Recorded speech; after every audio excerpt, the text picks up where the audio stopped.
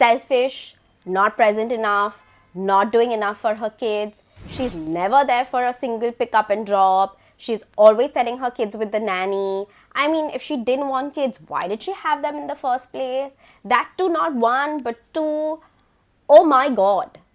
Growth Tribe, the judgments are real and the motherhood bias is definitely real.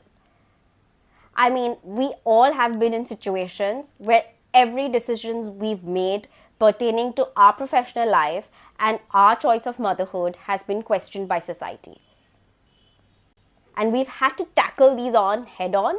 We've had to either shut out the noise completely or actually stand up and speak up for ourselves depending on who was telling us what when. Like, take for example, I got back to work within 5 days of delivering my second child, and within 2 months I was going to office regularly. I could practically see the eye rolls and the judgments coming at me. And everybody kept saying the same thing, that why are you rushing back to work? पहले बच्चे बड़े कर लो, फिर जाओ काम पे, क्या ज़रूरत है? Could almost hear them thinking out loud, is your husband not earning enough? Do you really need to do all this? What's the need? It honestly can get extremely exhausting. The constant questions, the societal bullying, those unsaid thoughts, questions that you can read on the faces of people, even your close family members. And while it is all easier said than done, that I'm not listening to this, I'm tuning it out, I'm going to do what I've set out to do, it can really get very difficult and it can take a toll on you, not just as a mother, but as an entrepreneur or as a professional who's going out there to build a career for herself. I completely empathize with you if you've been in this situation, because I know I've been in it too. And the idea of this video today is that let us get together to tackle this motherhood bias head on, to speak with confidence and clarity, to basically have a list of logical answers, if you may, which will allow us and empower us to have a productive dialogue with everybody around us who questions motherhood and entrepreneurial ambition. In my journey of motherhood and balancing entrepreneurship alongside, I have come to realize that work brings me fulfillment. I work because I enjoy what I do. I'm blessed to be in a situation that allows me that. I'm very well aware of that. But what it gives me is this very solid sense of identity. Something that is just me and is not concerned with or related to any duty or role that I'm playing outside of me. And that is such a strong motivator. That is so fulfilling to be able to build something of my own.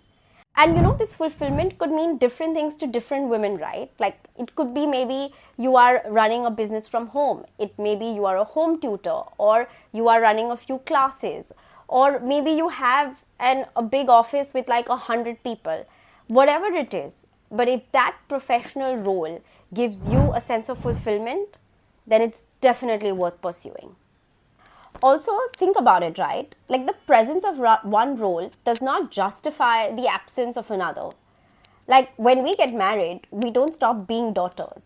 Or when we become a wife, and then when we become a mother, we don't stop being a wife.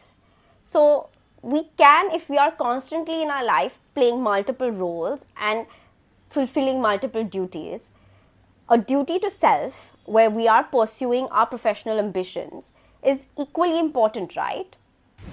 So let me get this straight. I'm not a superwoman, but I'm smart enough to know what works for my family and for me.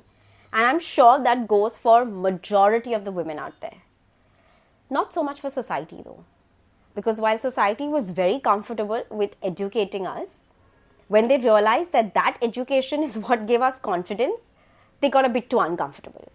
And they were like, no, this is not how this is done. You're just supposed to study, and then you have to go back to your domestic role. That is the first thing that you have to fulfill. But no, right? I am educated, and if I'm educated, that means I have confidence, I have the ability to think for myself, and I have ability to make decisions that are going to work for not just me, but for all and everyone else around me whose life matter to me and whose lives I am impacting. So that's all I want to do when I work. I want to be able to put my education that you have afforded me to good use. And lastly, what every motivational guru out there tells you, right from a Jai Shetty to a Mel Robbins. You do you. Let them be. Everybody and their father-in-laws are going to have an opinion about how it is that you go about living your life. And while they're entitled to their opinion, you are entitled to do what works for you and for your family. Growth Tribe, we need to band together to be able to support one another so that we go out there and fulfill all our ambitious dreams, because we are so capable of doing that. What do you think? Let me know in the comments below. Thank you for watching. At Honestly Same, I'm building a community of women who are dancing to the tunes of life. They are juggling motherhood with ambition. If you find yourself in the same boat, if you want to hear stories about women who are going through the realms of motherhood and trying to figure out entrepreneurship and build their own professional identity, then this channel is for you. Hit subscribe.